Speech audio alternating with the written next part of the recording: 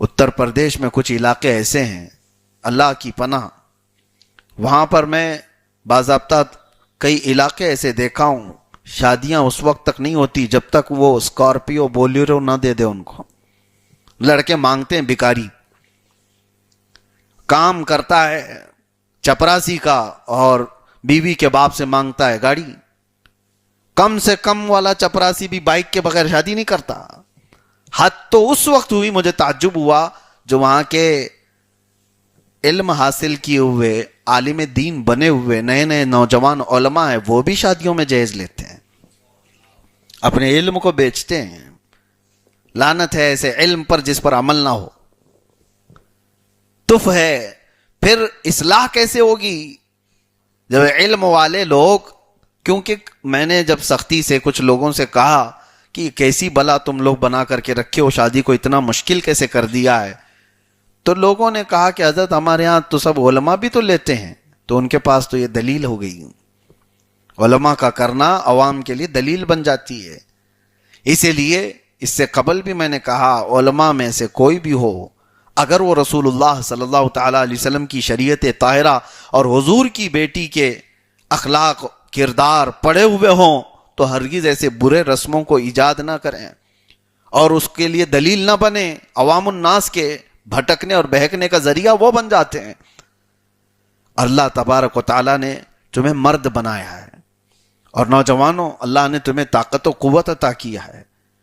عورتوں سے زیادہ تم بردبار ہو، طاقتور ہو، ہر جگہ پر، ہر جگہ پر تمہیں کمانے کے لیے دیا گیا ہے، معاشرے کو بنانے کے نظام تمہیں دیے گئے ہیں، اسی لیے کہ سارے کام تمہارے ذمے ہیں۔ جب تم کمانے والے ہو تو یہ لالچ کہاں سے آئی کہ عورت کے باپ سے ہم لے لیں، عورت کے گھر سے ہم لے لیں؟ بزرگوں نے فرمایا کہ وہ منحوس شخص ہے، اس کے اوپر نحوست طاری رہ جاتی ہے، جو اپنے سسرال سے بھکاری کی طرح لالچی نظروں سے دیکھتا رہتا ہے۔ سال نہیں گزرے کہ اپنی بیوی کو بھیج دیا، جا اپنے باپ سے لے کر کے آ جا۔ پھر تھوڑا سا کچھ ہوا تو بولے تیرے بھائی سے لے کے آ جا، وہ تو بڑا مالدار ہے، وہ کماتا ہے۔ کتنے گھر ایسے ہیں جو اپنی بہنوں کے گھر بچانے کے لیے اپنی کمائیاں اپنے داماد کے، اپنے بہنوی کے گھر بھیج رہے ہیں۔ یہ بڑی بری رسم ہے، بہت برا رواج ہے۔ امت مسلمہ میں تو یہ نہیں ہونی چاہیے۔ نوجوانوں سے جن کی شادیاں نہیں ہوئی وہ طے کر لو، رسول اللہ کی شریعت پر عمل کرنا ہے یا ظالموں سے اڈاپٹ کیا ہوا رواج تمہیں یہاں پر رواج دینا ہے، فیصلہ تم کرو۔ میں ایم پی میں ایک علاقے میں تھا، میلاد شریف کا جلسہ تھا، 12ویں شریف کا جلسہ تھا۔ میں نے کہا حضور پاک صلی اللہ تعالیٰ علیہ وسلم کی بارگاہ میں نذرانے کے طور پر نوجوانوں تم کیا دینا چاہتے ہو؟ تو پھر میں نے اعلان کیا تھا کہ 12 ایسے نوجوان کھڑے ہو جاؤ جو سنت مصطفیٰ کے مطابق نکاح کرنا چاہتے ہو، اپنے بیوی کے باپ پر دباؤ ڈالے بغیر۔ 12 نہیں، الحمدللہ 20 نوجوان تیار تھے، سٹیج پر آئے، ممبر پر کھڑے ہوئے، اعلان بھی کیا۔ یہ ہے حقیقی انقلاب کی بات۔ برے رسم و رواج کو میرے عزیزو آسمان سے آ کر کے ابھی کوئی نہیں بدلے گا، تم بدلو، تم اپنی زندگیوں میں بدلو۔ ہاں، یہاں پر ایک مجبوری آ جاتی ہے نوجوانوں کی، مجھے پتا ہے۔ جوان تو ہمارے پاس وعدہ کر کے چلا گیا، پکا ارادہ بھی ہے اس کا، لیکن اس کی اماں چھوڑتی کہاں ہے، اس کا باپ چھوڑتا کہاں ہے؟ ابھی کی بات ہے، ابھی میرے اس سفر میں ایک نوجوان ملا، اتر پردیش کا ہی ہے۔ اب ہر ایک کا نام لے لیں تو ظاہر سی بات ہے ان تک تو یہ باتیں پہنچ ہی جاتی ہیں۔ نوجوان 25 سال کے آس پاس کا ہے، بڑے گھرانے کا ہے، لیکن اخلاق میں اچھا نوجوان۔ مدینہ طیبہ میں اس نے مجھ سے کہا کہ حضرت میں ویسی ہی نکاح کرنا چاہتا ہوں، شادی ویسی کرنا چاہتا ہوں، آپ کی تقریروں میں میں نے بہت بار سنا ہے، پورا ارادہ وہی ہے، آپ نکاح پڑھا دیں۔ میں کہا بالکل نکاح پڑھائیں گے۔ کہا کہ میری ماں کہتی ہے کہ اگر بغیر جہیز کے نکاح کرنا ہے تو ہمارے گھر سے نکل جاؤ، تو اتنا اچھا ہے، ہینڈسم ہے، ساری چیزیں ہیں، لوگ اسکارپیو تو کم سے کم دے ہی دیں گے، یعنی وہ بکرا ہے جس پر انویسٹ کیا گیا ہے قربانی کے لیے۔ یہ کیا رواج ہے؟ یہ ماں باپ آڑے آ جاتے ہیں نوجوانوں کو۔ اس وقت میرے عزیزو ایک حدیث میں اور سناتا ہوں، ماں باپ کی فضیلت، ماں باپ کی فرمان برداری سب اپنی جگہ پر، ان سے بدتمیزی اور ان کی بے ادبی اجازت نہیں اسلام میں. لیکن ایک قانون میں آپ کو بتاتا ہوں، لا طاعت مخلوق فی معصیت الخالق. اللہ کی نافرمانی میں پھر کسی بندے کی اطاعت ہو ہی نہیں سکتی. کوئی بندہ اگر اللہ کی اطاعت میں حکم دے رہا ہے، وہ میرا باپ ہو میری ماں ہو، تو ہمیں سر جھکا دینا ہے کہ یہ شریعت کے مطابق کہہ رہے.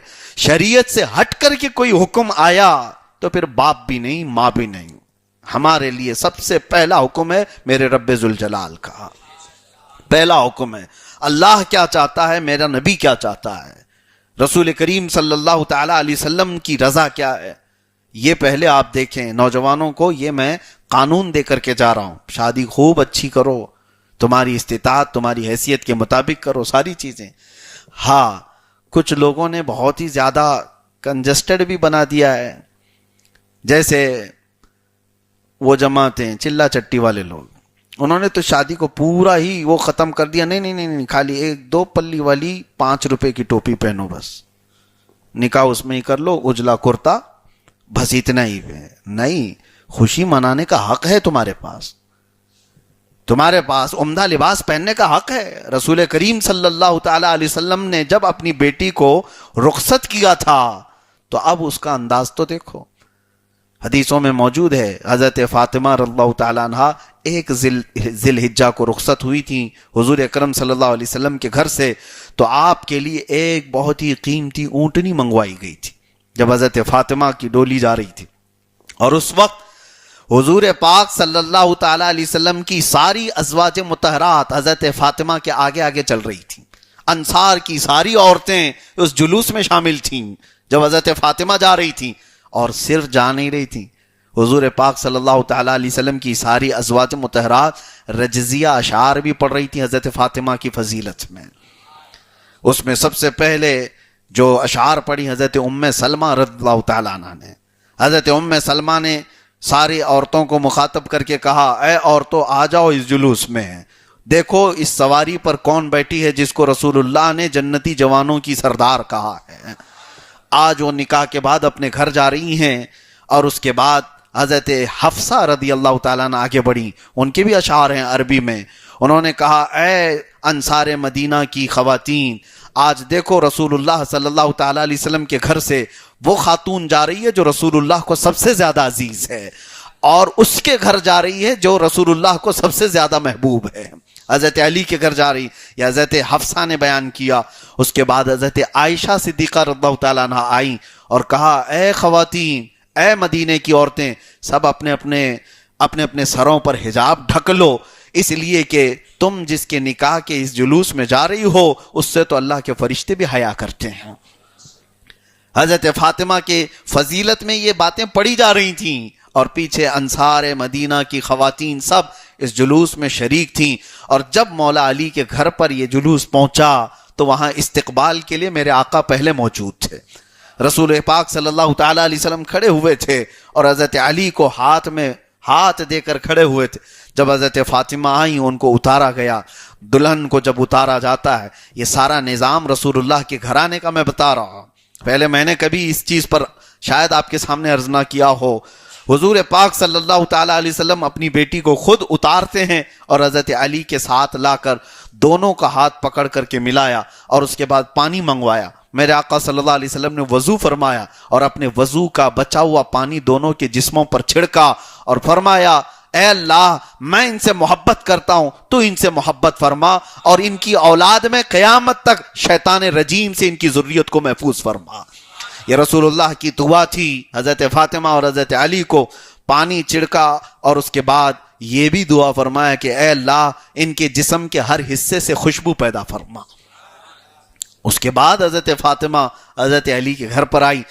یہ بیان اس لیے میں نے کہا، یہ کیا آپ کے سامنے کہ شادی کے لیے آپ کے پاس حق ہیں. خوشیاں منانا کوئی ناجائز و حرام نہیں. ہاں، کراس لمٹ کو کراس نہ کرو، باؤنڈری کو کراس نہ کرو جو شریعت نے بیان کی ہے.